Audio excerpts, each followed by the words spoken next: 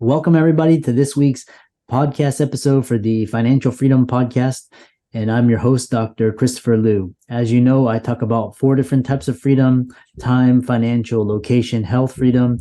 And in that light, I'm always scouring the globe, looking for entrepreneurs on the cutting edge, changing the world, making impact. So today, we're going to talk all about marketing, branding, customers, and business growth. And so today we have Stephanie Riel, and she dubs herself, she's the top 40 under 40 entrepreneur. She's a brand strategist, marketing consultant, and she's been an entrepreneur for 13 years, and she's a founder and mentor. So it's going to be a fantastic discussion.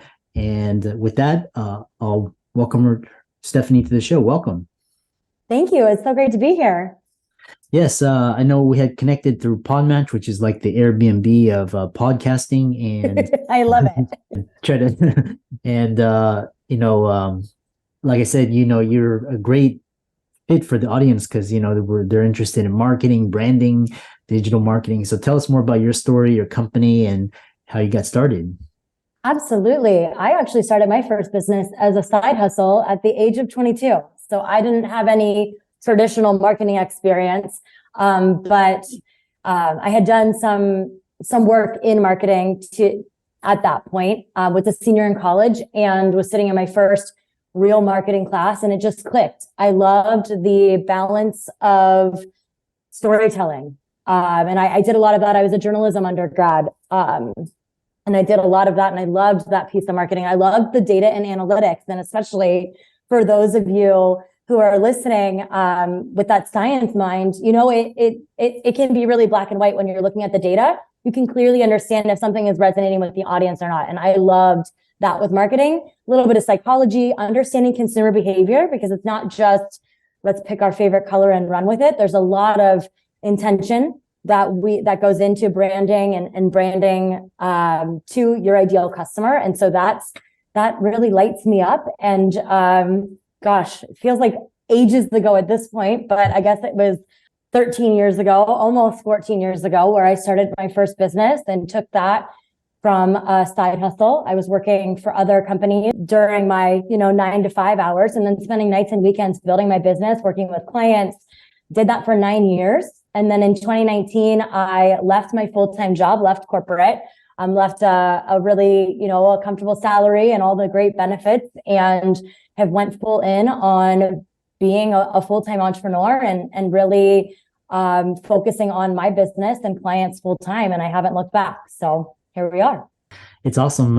It's so amazing to hear all these stories coming out of the pandemic, and, people finally woke up and, decided to pursue their dreams. They will only have one life to live. And it's great to, so many of my friends who are entrepreneurs, they're just killing it, and really just the power of focus. And if you decide, so, like I said, you're a full blown entrepreneur, marketing.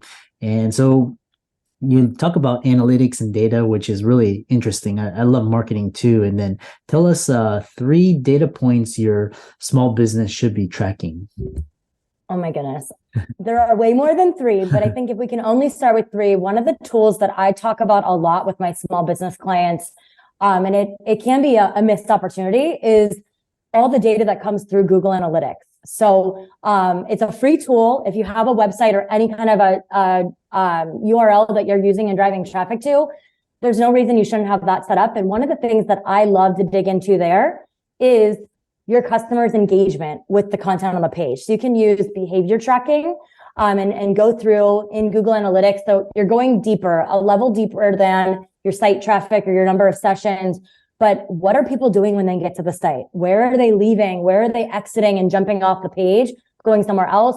Where are they digging in and seeing more? And that's when we can really understand what our consumers interested in. So that's for sure one of those. And so that's the behavior data.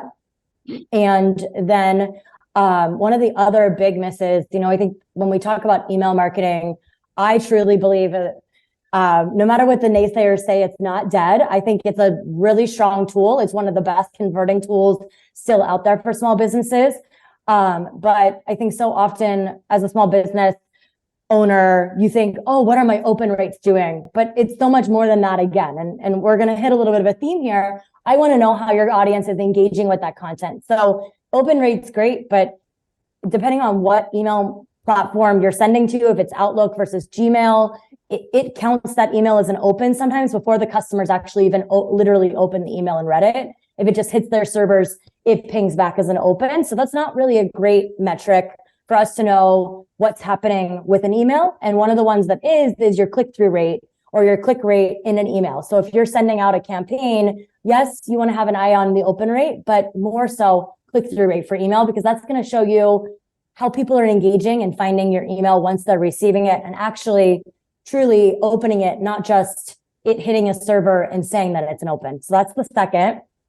I think for a small business, especially when we're looking at social media, I don't want you to look at likes. I could care less how many likes you get on a post, because I think that that's an arbitrary. We call those vanity metrics. And so yes, likes are great. They make us feel all warm and fuzzy. They give us a dopamine hit, but they don't actually do anything to keep the lights on for your business.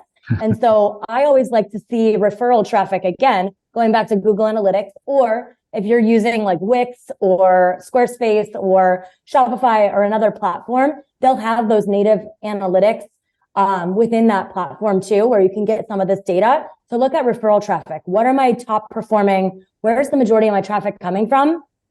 And if it is on social media, where are people coming from and how much time on site are they spending once they're getting there too? So you should be able to track all of those, and you really start to get a pulse of your customer, how they're finding you, how long they're staying when they're with you, and what content they're engaging with the most. And I think that those three pieces are critical to do all of those and so much more. It's funny you mentioned the vanity metrics, because when I was getting started, I just wanted to build a following. So I was always, I was always about the followers, how many followers, how many, and then, and I realized that there's actually an inverse correlation, like the engagement and the monetization is actually, you have less engagement, but you have more, but more money was coming in. Whereas in the beginning you had more engagement, but then there was like no revenue. So it's it's kind of ironic. Absolutely. But yeah, it's interesting. So, and then, with so much, so much platforms, people can, basically people can create an audience. I know you know this, but for the audience, like it's just getting started, what's the best social platform for my business, for any business to be active on right now? I know it depends, but I just wanted to put that out for the listeners. Well, and hey, listeners, depending on what kind of personality you are, you're either going to love my response or you're going to hate it. Because the reality is the best social media platform for you to be on is the one you're going to be consistent on, the one you're going to show up on. If you're not a TikTok person, I am not here to tell you you have to be on TikTok. I'm not even on TikTok because I couldn't do it consistently, right? So for me personally, that answer is going to look different than it is for you, Christopher. It's going to look different for everybody. But I think the thing is just like a workout regimen or a diet. What's going to work best for you is what is going to work for your lifestyle. What's going to work for you consistently. Or if you do have maybe a VA or some kind of an assistant helping you post here and there, that has to be a layer of it to know what's going to work best for you and your team or your resources. The second piece is where your audience actually is. And so that is where it's going to change depending on what you're looking to build and who you're speaking to. The data is very clear for different age ranges, who is more active where, and that's just the lay of the land when it comes to social media. If you have a younger audience, 30 and younger, you're looking at Snapchat, TikTok, maybe a little bit Instagram still, but even aging out of Instagram there. If you have a more mature audience, an old millennial, which I can say because I am one, or, through 45, 50, even aging up a little bit from there as well. Instagram, Facebook, and really playing with LinkedIn too, depending on the kind of content you have. But I think beyond anything, we could talk about every platform and what it's good for today. But if you're not going to be consistent, it doesn't matter. Yeah, that's why I knew but I just wanted to, because it's, it really depends on, who your customer is. Absolutely. Yeah, and it's really interesting how the trends, because like Facebook came out with Facebook Reels, and they're trying to make it kind of like Instagram for adults. And what's interesting is that you have looks like you have this interest in Pinterest marketing. I didn't have much success, so I just stopped. Like you said, what's your cup of tea? But tell us like kind of the difference between Pinterest and Instagram. Oh, I love talking about Pinterest because I think it's such a missed opportunity. A lot of people think, oh, I have to have recipes or I have to be an influencer or a fashionista to be on Pinterest. And actually, Pinterest is the top social media driver for a lot of our B2B clients and my own marketing services. We're using Pinterest. And the beautiful thing about Pinterest, it's very different than other social media. I really refer to it as social search. So it's a lot more like a Google than it is like a Facebook or an Instagram. It's keyword centric and it is all based on links. The other thing, and I have to mention this because it brings me joy to share this, unlike other social platforms, which have been known to make people feel maybe depressed or low or have negative side effects, people are planning for the future on Pinterest. So it actually is a very positive platform. People are happy to be there. And so I think that is a big difference maker if you can get a hang of Pinterest. And I actually believe in Pinterest so much. I think everybody should be using it for their business. So I developed a very easy to use, scalable solution for content. And I have a course that's like a fraction of what you would cost to pay somebody to do it, but it teaches you how to take, say, one blog post and turn it into 300 different pins for your brand and how to do that over and over again. Before I get too off on a tangent, I think the other thing to keep in mind is, and what I love for Pinterest is some of our best performing content there that continues to drive traffic for clients and for our own business are pins that we've done 4 and 5 years ago. So the cool thing for you entrepreneurs listening or want to be budding entrepreneurs that are maybe living the side hustle life, you post it once, it's going to work for you for years to come. And I'm not just making it up. I could pull up actual analytics data and show you some of our best performing pins, even for some clients who we're no longer working with. Their best performing content is still content that we did for them 4 and 5 years ago. So I always like to stretch my effort or my dollar as long as I can. And Pinterest is a great platform to do that on for sure. Yeah, it's interesting because you're talking about residual attention, residual views, and it's really, that's like where your customers are.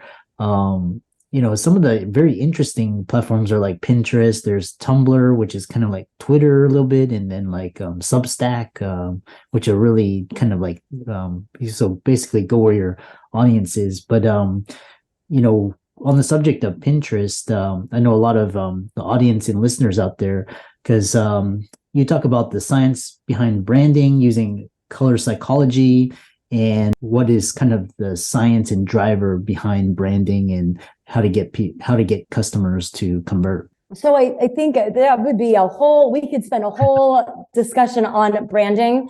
But I think a lot of times I see small businesses when they're just starting out, you have to put together the brand, or they think they do. And I think if you don't know who your audience is, we can't even talk about branding. So I want to make sure that everybody understands that first, because I think we can get ahead of ourselves sometimes. And oftentimes I see a newbie entrepreneur getting so stuck on branding when, oh my gosh, I don't know what my color should be or my font, but because they don't even know who they're talking to. And so you have to know who your audience is, what problem you solve for them, and your offer before you can even look at branding.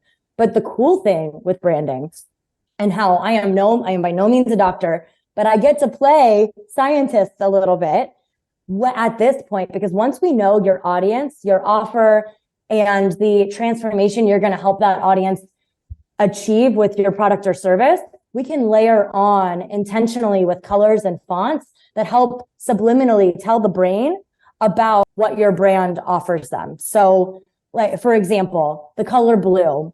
I'm sure you can think of a couple of brands right now, even some brands we've already talked about in our conversation so far today. Things like Facebook, Twitter, LinkedIn, they're all blue. A lot of big banks, PayPal is blue, Visa has blue in the logo. Blue is interpreted by our brains to be very trustworthy, very reliable, very secure. And majority of people prefer the color blue. It's not a standoffish color where it might isolate somebody in the audience. So you see a lot of brands using blue because of the feeling that it evokes. And so, and I can go through this with the whole color wheel, but that would take up all of our time and we can talk about anything else. Same thing with fonts, though. Similarly, there are certain fonts that our brain reads them to be more modern, like a sans serif font versus a script font, which is going to come off maybe a little bit more delicate or nurturing or feminine.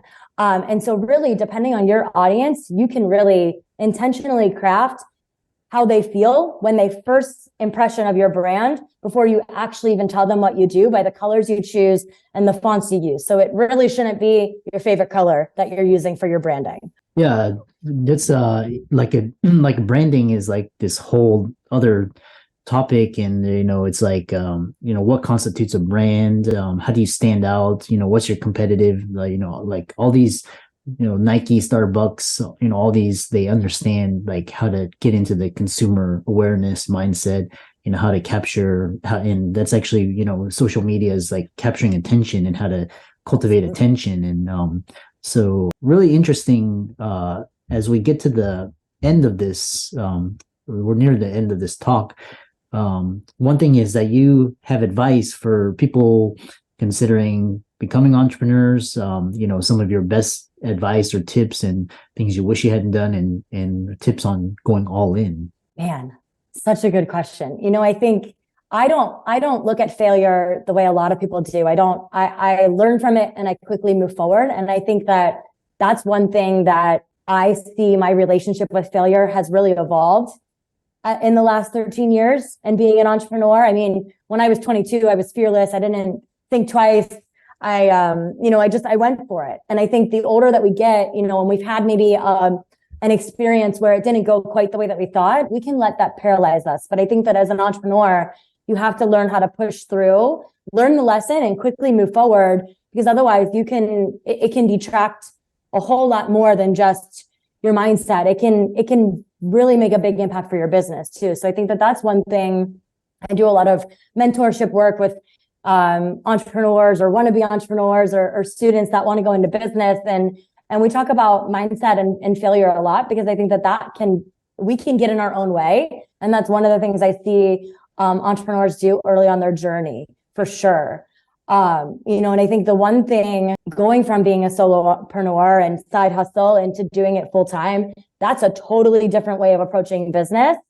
And I learned it the hard way. I learned doing things differently. But I think one of those pieces with that was knowing when to delegate and when was the right time to outsource, even if it's something small. If you're just starting out, I did my own bookkeeping and accounting for the business for 11 years. Why did I do that? I am not an accountant. I didn't even like accounting in school. Like it was, but to save a buck and to learn it, to know what was going on and to understand my books, it was important for me to have that hands-on experience. Could I have delegated that out sooner? Yes. And I am really glad I have a bookkeeper now who helps me keep track of everything, and we can keep a pulse on financials. But I think, that was one of those lessons that I learned the hard way, that I could have delegated that sooner, or maybe even brought in like a virtual assistant, a VA, or someone to support me on some of the less revenue generating things for the business, maybe admin, scheduling for my calendar, and helping managing the email inbox or client communication and those different pieces that are important to business, of course, but maybe you aren't the person that needs to do it. And so that would be another, it seems so simple to say, but it's often, when we're starting out, it's often overlooked. Yeah. There's so many tips, and, I wish I could be in my 20s too, because I was so fearless. I didn't care, and I just go for it. And now it's like you've seen everything, so you're a little bit more wary. But that's why I admire the Gen Z and the Gen Alphas, and I just tell them the story, because they have their whole life ahead of them. So really interesting, really valuable advice, especially like marketing and branding. And so to a lot of the audience out there, could be of the female cohort, they want to be entrepreneurs. How can they follow you, contact you, visit your socials, etc.? Yeah, I am at Real Deal everywhere. So it's RIELDEAL. And then you can also find me at stephanieriel.com, which will also get you to all those social channels. Yeah. And for all the listeners out there, be sure to check out Stephanie's resources, her website, and she's on all social media, Stephanie Riel. Be sure to check that out. And thanks so much for dropping so much alpha and nuggets of wisdom. And thanks for coming onto the podcast. Yeah, thanks for having me. It was great to be here today.